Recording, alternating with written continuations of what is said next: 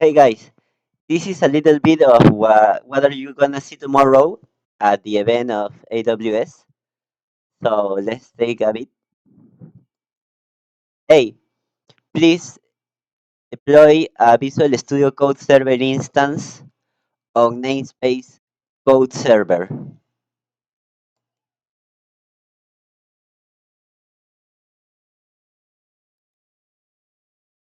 And we have it. We have a Visual Studio Code Server instance.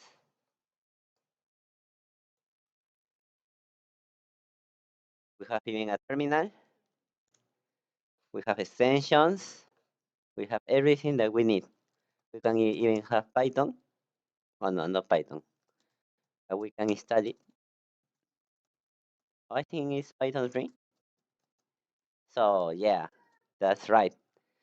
So I see you tomorrow.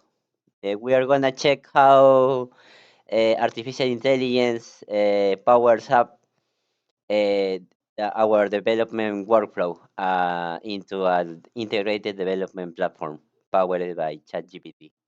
So see you tomorrow.